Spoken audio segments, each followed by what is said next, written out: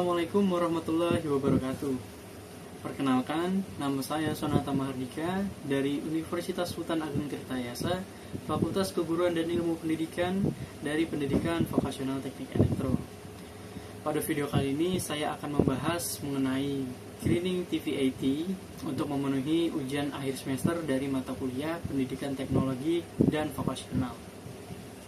Baik, jadi pada materi ini membahas screening TVAT, yang dimana screening TVAT ini adalah konsep transformasi dalam sistem pendidikan dan pelatihan vokasi yang bertujuan untuk mengintegrasikan prinsip-prinsip keberlanjutan dan kesadaran lingkungan ke dalam seluruh aspek pembelajaran. Nah, dalam konteks ini, TVAT tidak hanya memfokuskan pada keterampilan teknis dan kejuruan, tetapi juga menanamkan nilai-nilai etis dan kesadaran ekologis kepada peserta didik. Selanjutnya itu ada tujuan. Tujuan utama dari screening TVAT ini adalah menciptakan tenaga kerja yang kompeten dalam menghadapi tantangan lingkungan global dan mampu memberikan kontribusi terhadap ekonomi yang berkelanjutan. Yang pertama yaitu ada mempersiapkan tenaga kerja untuk ekonomi hijau. Dan yang kedua yaitu mengintegrasikan pendidikan berkelanjutan ke dalam sistem kejuruan dengan mengembangkan keterampilan hijau atau green skills. Dan yang ketiga yaitu mengurangi dampak negatif industri terhadap lingkungan. Dan yang keempat, menanamkan nilai dan etika pelestarian lingkungan pada peserta didik. Selanjutnya di sini ada unsur pokok. Screening TVAT mencakup berbagai komponen kunci yang harus diterapkan secara terintegrasi, yaitu yang pertama kurikulum hijau, yang kedua pelatihan keterampilan hijau, yang ketiga pengelolaan institusi ramah lingkungan, yang keempat kemitraan industri hijau, dan yang kelima yaitu peningkatan kapasitas pendidik. Yang pertama, kurikulum hijau, yaitu kurikulum yang mengintegrasikan isu-isu lingkungan ke dalam semua mata pelajaran, baik secara langsung maupun melalui pendekatan lintas disiplin. Misalnya, siswa teknik otomotif juga diajarkan tentang efisiensi bahan bakar dan emisi gas buang. Dan yang selanjutnya itu pelatihan keterampilan hijau. Ini tuh mencakup keahlian dalam bidang energi terbarukan, pertanian organik, konstruksi bangunan ramah lingkungan, dan teknik daur ulang. Selanjutnya yaitu yang ketiga ada pengolahan institusi ramah lingkungan, seperti penggunaan energi terbarukan di kampus, manajemen limbah, dan konservasi air. Dan yang keempat yaitu kemitraan industri hijau, yang dimana memungkinkan siswa memperoleh pengalaman praktik dan magang di perusahaan yang mengadopsi prinsip berkelanjutan. Dan yang kelima ada peningkatan kapasitas pendidik, yaitu menjadi hal krusial untuk menjamin bahwa mereka mampu menyampaikan materi hijau secara efektif dan inspiratif. Dan selanjutnya di sini ada contoh nyata dari implementasi screening TVAT. Yang pertama ada dari Indonesia, yaitu dari SMK Negeri 1 Ciamas di Bogor, yaitu mengembangkan program studi pertanian organik dan perikanan berkelanjutan. Dan yang kedua yaitu mengelola kebun sekolah menggunakan pupuk kompos hasil daur ulang limbah organik. Di SMK Negeri 1 Ciamas, Bogor telah mengembangkan pertanian organik dan menerapkan pengelolaan kebun sekolah menggunakan pupuk kompos dari limbah organik tersebut. Dan yang kedua yaitu ada BLK atau Balai Latihan Kerja Surakarta. Pada BLK Surakarta yaitu menyelenggarakan pelatihan pemasangan panel surya dan menjalin kerjasama dengan perusahaan energi terbarukan. Dan selanjutnya ada dari internasional. Di India, Don Bosco Green Alliance dengan cara menyediakan pelatihan TVAT dengan fokus pada energi terbarukan dan konservasi air. Lulusan diarahkan ke proyek-proyek hijau lokal. Nah, selanjutnya yaitu ada Korea Green Energy TVAT Program.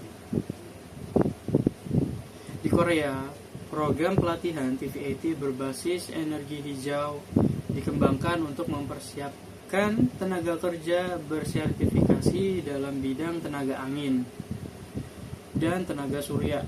Contoh-contoh ini menunjukkan bagaimana konsep greening TVAT dapat diterapkan secara konkret dalam berbagai hal, sektor, dan wilayah.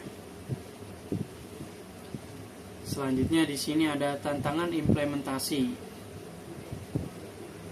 Yaitu yang pertama ada kurangnya sumber daya dan struktur pelatihan hijau. Dan yang kedua perluasan kurikulum yang memerlukan waktu dan pelatihan guru. Dan yang ketiga yaitu minimnya keterlibatan industri dalam pengembangan keterampilan hijau. Meskipun memiliki kompetensi besar, penerapan greening TVAT masih menghadapi berbagai tantangan. Nah, contohnya seperti 3 poin tadi yang sudah saya sebutkan, yaitu keterbatasan infrastruktur dan sumber daya yang memadai untuk mendukung pelatihan keterampilan hijau. Selanjutnya itu banyak institusi TVAT masih menggunakan fasilitas dan peralatan konvensional yang tidak mendukung praktik berkelanjutan. Selain itu, kurikulum yang belum diperbarui dan minimnya pelatihan bagi guru mengenai konsep hijau juga menjadi kendala. Terus juga kurangnya sinergi antara institusi pendidikan dan industri dalam pengembangan kurikulum berbasis green skills membuat lulusan sulit beradaptasi dengan kebutuhan kerja di sektor hijau. Di sisi lain, rendahnya kesadaran lingkungan di kalangan peserta didik dan pemangku kepentingan pendidikan menambah kompleksitas dalam proses transformasi menuju TVAT yang ramah lingkungan. Selanjutnya yaitu ada solusi dan rekomendasi. Untuk mengatasi berbagai hambatan tersebut, pastinya kita memerlukan solusi dan juga rekomendasi. Diperlukan upaya sistematik dan kolaboratif dari berbagai pihak. Contohnya seperti integrasi kebijakan nasional yang mendukung TVAT hijau. Pemerintah perlu merancang kebijakan nasional yang mendukung greening TVAT melalui insentif regulasi dan juga pendanaan khusus. Institusi pendidikan harus proaktif dalam memperbarui kurikulum dan membangun kemitraan dengan industri hijau untuk memastikan kesesuaian keterampilan lulusan dengan kebutuhan pasar kerja. Selanjutnya yaitu ada meningkatkan kerjasama dengan sektor industri hijau. Institusi pendidikan harus proaktif dalam memperbarui kurikulum dan membangun kemitraan dengan industri hijau untuk memastikan kesesuaian keterampilan lulusan dengan kebutuhan pasar kerja. Selanjutnya ada rekomendasi. Rekomendasinya yaitu yang pertama, pelatihan guru secara berkala dalam bidang pendidikan keberlanjutan. Penguatan kapasitas guru melalui pelatihan berkelanjutan sangat penting untuk memastikan mereka mampu mengajarkan materi hijau secara efektif. Selain itu, perlu adanya kampanye kesadaran lingkungan di lingkungan sekolah agar peserta didik terbiasa dengan praktis keberkelanjutan dalam kehidupan sehari-hari. Implementasi teknologi hijau sederhana di sekolah seperti penggunaan panel surya atau pengolahan air limbah dapat dijadikan sarana pembelajaran langsung bagi siswa. Dan selanjutnya yaitu menyediakan insentif bagi institusi yang menerapkan prinsip greening TVAT. Mungkin segitu video dari saya. Terima kasih. Wassalamualaikum warahmatullahi wabarakatuh.